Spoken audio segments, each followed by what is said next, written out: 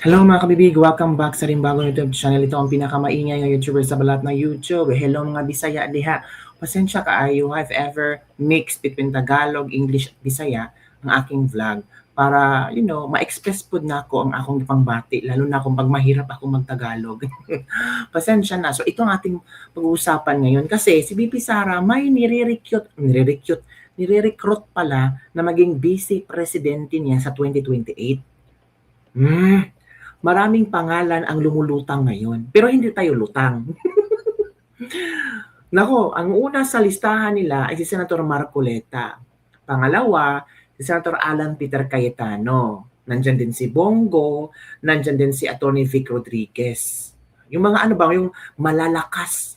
Pero ang grabe na binubutuhan ng tao ngayon ay si Senator Marcoleta nang dahil sa pahayag ni Vice President Sara Duterte.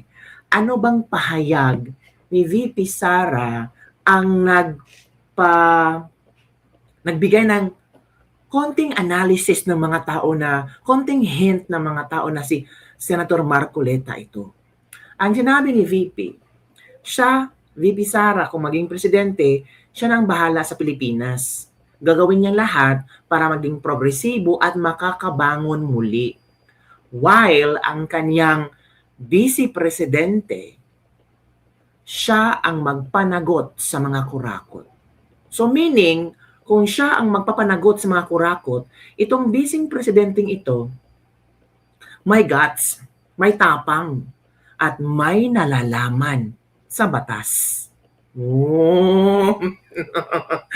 parang nagbibigay na talaga ng hint si VP Sara. Pero hintayin natin Hintayin natin sa mga ilang taon pa, ilang months, baka kasi pinag-isipan pa ng kinausap ni VP Sara na kung ano ba, tatakbo ka ba kasama ko or hindi. Alam nyo ba? Last year ba yon na merong binisita si VP Sara sa Senado? Oh, yes mga kabibig, shocking to kasi hindi nila binulgar kung bakit bumisita si VP Sara doon kay Senator Marcoleta. At bigla na itong nawala sa pag-iisip ng mga tao kasi busy ang mga tao that time sa impeachment ni VP Sara. So, baka itong si Marcoleta ang nililigawan ni VP Sara na maging vice presidente niya. O ito baka sabihin gawa-gawa ko naman yan. If you still remember, if nakasunod kayo kay VP Sara, kung ano ang mga nangyayari sa kanya, natural, mapapaisip ka talaga. Ito, nasan ba ito? Ito Dumating sa Senado si Vice President Sara Duterte at nakipagpulong kay Senator Rodante Marcoleta. Oh. Si Duterte po ay sinalubog ni Senator Christopher Bongo. At tumagal ng halos 1 oras ang pulong ni VP Sara kay Marcoleta. 1 hour. 1 hour ang pag-uusap nila ni VP Sara at ni Senator Marcoleta. Pagkatapos ay nagtungo naman po sa tanggapan ni Senator Ronald Bato de la Rosa. Tumanggi naman si Duterte na ibahagi ang detalye ng kanilang meeting sa mga kaalyadong senador at wala pa ring pahayag hinggil dito si Senator Marcoleta. Ay naman kay Senator Go, hindi niya alam ang pakay ng Vice Presidente kay Marcoleta. Hindi po ako kasama sa Gawin silang one-on-one. gawin po. Nasa labas na po. Tagal din natin. Matagal na kami nakilala mo kasama. Anak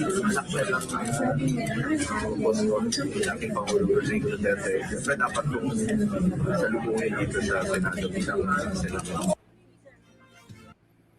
Tingnan nyo Hindi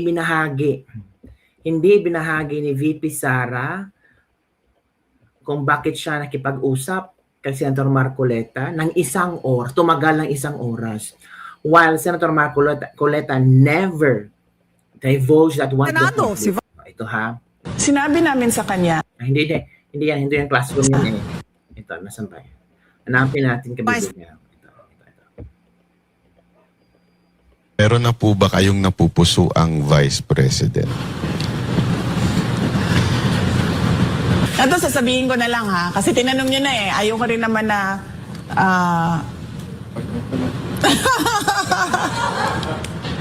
May nirecruit ako. Oo. Hanggang dyan lang ha. Hanggang dyan lang ang sasabihin ko. Nirecruit ko siya last year pa. Ooh. Kaso, wag na muna natin yan pag-usapan. Protektahan natin yung tao hanggang sa makapag-desisyon siya kung anong gagawin niya sa karera niya. Meron na po ba kayong napupuso ang Vice President? Ito ang komento ng mga tao dito. Saan natin ha? Let me check. Ano bang komento ng mga tao tungkol dito? Ito. Si Marcoleta yon. Si Ruben Padilla yan or si Marcoleta? Baka si Peter Cayetano. Feel na ko kay si Lenny. Pwede din kasi pumisita si VP Sara kay Lenny Robredo. Oh. Pero sabi ni VP Sara, it's courtesy call lang yon. Nag-courtesy lang siya kasi ginagawa naman niya lahat na trabaho ito ng mga lahat ng previous VP na binibisita niya. Oh. May information si VP Sara bakit niya binisita si Lenny. Pero nung si VP Sara binisita niya si Marcoleta, hindi ito nagbigay ng topic kung ano ang pinag-usapan nila. I think Marcoleta yan. Tapos si Guanzon ang tagapagsalita niya pag nanalo. Ang saya-saya, oo nga no. Nakaka-excite. Sino kaya? Hula-hula tayo. Sure ako si Robin. Feel ko it's a lawyer. Pwede din. Wag lang Marcos para masarap ang tulog namin at paghinga. Marcoleta o Robin Padilla, alam na namin to. Alam na this. Ako kabibig. Alam na this daw nila kabibig. So, sa yung palagay sino? Hay, alam na natin this.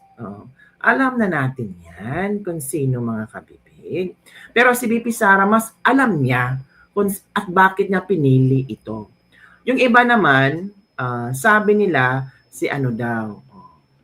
Ito pa ang sabi ni VP Sara, dapat talaga managot ang mga taong nagbastos, nagwaldas ng pera ng taong bayan. Ito ha, pakinggan niyo. Hindi pwede na walang managot. Yung nire-recruit ko na Vice President, siya ang magpapanagot sa mga gumawa ng mali sa bayan. Para ako, nakatutok ako sa trabaho ng presidente.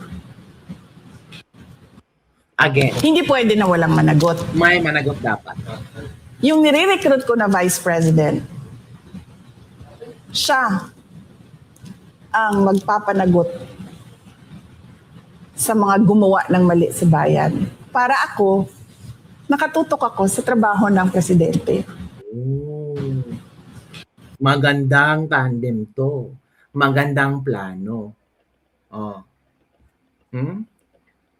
Si VP Sara nagsabing tatakbong presidente, pero nakaplano na pala lahat. Alam na niya kung anong gagawin. Is this Senator Marcoleta? Marcoleta, Guanzon, or Cayetano? Marcoleta na. Bakit puro Marcoleta dito, Magud? Hala, okay, plano mo, VP. Go, na nakawan kami ng mga iyan. O, diba? Sabi ni Jimmy Humawan, okay ang plano ni VP. Si VP Sara, concentrate sa kanyang trabaho bilang presidente, while yung vice presidente, siya ang tagapanagot sa mga taong kurakot. Which is dapat ding may managot, diba? Ganon dapat, hindi yung aakuin lahat ng presidente. Tingnan nyo, nangyari, taimtim nilang inubos ang pera ng bayan. Dalawa lang ang alam kong gagawan niyan. Either Attorney Rowena Guanzon or Attorney Marcoleta. Very good plan, Madam President Sara Duterte. Kabahan na sila. Duterte hanggang dulo, walang iwanan, go lang. Magaling sa batas to, sigurado either Marcoleta or Cayetano. Tingin ko kung mas bagay sa rule yan si Marcoleta. O yan mga komento ng ating mga netizen. Ha, iba talaga ang ating mga netizen, no? Pero meron ding pwede na maging head itong si Cayetano.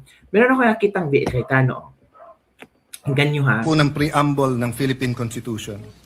We, the sovereign Filipino people, imploring the aid of Almighty God in order to build a just and humane society and establish a government that shall embody our ideals and aspirations, promote the common good, conserve and develop our patrimony, and secure to ourselves and our posterity the blessing of independence and democracy under the rule of law, a regime of truth, justice, freedom, love, equality, peace, do ordain and promulgate this Constitution.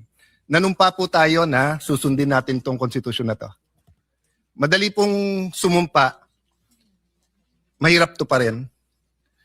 Madali pong sumumpa na susundin kung naniniwala tayo sa desisyon. Paano kung hindi tayo naniniwala sa desisyon? Ito na. Paano kung ang tinatanggal ngayong hapon na to ay si President Marcos at ayaw kong maging presidente si Vice President Sara Duterte? Yan na, ito na. Will I have the courage to follow the same decision? That is the test I apply to myself today. Tinignan ko po ang Supreme Court decision. Solid po. Hindi nito inaalis ang kapangyarihan sa House to initiate impeachment. February 6 po, sigurado po ng preamble ng Philippine Constitution. Sabi ni Cayetano, talunin nyo na lang sa 2028 si VP Sara Duterte. Yon ang sinabi ni Cayetano, mga kabibig. Si Cayetano kaya, kabibig, ang napupusuan ni VP Sara na maging Vice President. Noon, di ba tumakbo din si Cayetano bilang Vice Presidente ni Tatay Digong. Pero natalo. Di ba? Ano sa palagay yung kabibig? Ano ba? Parang si VP Sara, parang, ano tawag dito? Sabi pa pag-igot-igot yung VP Sara. Nakaplano na di ay ni VP Sara tanan, no? At least ngayon ba, nakikita natin na kapag si VP Sara ang uupong presidente, walang sinasanto. Habang nagtatrabaho siya bilang presidente ng Pilipinas, may isa siyang katandem na vice presidenteng busy din na pinapapanagot yung mga kurakot ng bansa na dapat namang managot sila. Magandang tandem to. And I'm sure yung mga tao excited ng malaman kung sino kaya itong napupusuan o nire-recruit ni VP Sara na posibleng tutulong sa kanya mapanagot ang mga kurakot. Maganda. Planado. Which is good. So nakikita na natin kung saan patutungo ang Pilipinas. Matapang at malasakit si VP Sara, malasakit sa Pilipinas, while ang Vice Presidente may tapang para panagutin ang mga kurakot. Diba? Magandang tandem yan. Saan pa nyo hahanapin to? Diba? Sa interview ni VP Sara ba, makikilala mo talaga yung sinseridad niya, yung gusto niyang ma-achieve ng Pilipinas. Yung pagsisisi din niya na tinulungan niya si BBM na manalo. Pero move on na tayo dyan. Focus tayo sa plano ni VP Sara. Kung gusto niyong mapanagot ang mga dapat managot, botohan natin ang tandem ni VP Sara at ang kanyang Vice Presidente. Ang malaking tanong, sino ba ang Vice Presidente ni VP Sara? Kailan niya ito i-announce? At kung itong Vice ni VP Sara, tatanggapin ba na maging tandem niya si VP Sara? Nako, uy, pasensya na. Kung sino ka mang politiko na inofera ni VP Sara na maging Vice Presidente, it's a challenge and it's your chance na talaga to prove na kaya mo at para ka sa Pilipino at gusto mong mapanagot ang mga kurakot, ikaw na. O, yun lang kabibig. Ang ating Ladies Libak-Libak for the day. Palakpakan natin si VP Sara. Ang galing, ang ganda ng interview. Malalim siya. Marami tayong natutunan at nalalaman ng mga eksklusibo at mga binulgar ni VP Sara na ginagawa ni BBM. Di ba kabibig? At yung nagsabi kay VP Sara na mag-resign ka, hindi yan nasagip sa utak ni VP Sara kasi alam niya na binoto siya ng 32 million Pilipino. So, uupo siyang Vice Presidente. Only the Filipino people can kick her out the office. Yun lang kabibig. Don't forget to like, subscribe, and share this video. But before that, i-share ko sa inyo, please follow my Facebook fan page. Oo, may Facebook fan page na ako. Kayo talaga. Opo. May Facebook fan page na ako and I want you to follow my Facebook. Share ko muna kabibig kung ano yung Facebook fan page ko. Yung iba naka-follow na, yung iba hindi pa. Hoy, i-follow nyo naman. Grabe kayo. Ito yun, oh. Ito yung Facebook fan page mo, The Cubby Big Vlogs. O, yan. Ito yun. Kita nyo na ba? Sige, share ko ha. Ulit. Ito yung Facebook fan page ko, The Cubby Big Vlogs. O, doon yung pagmumukha ko, of course, fan page ko yan. Nasaan ba to? Ito. Ayan. Ito yung fan page ko, The Cubby Big Vlogs. Oh, 10 lang ang followers. Baka bukas pagising ko, maging 200 na to or 1 million.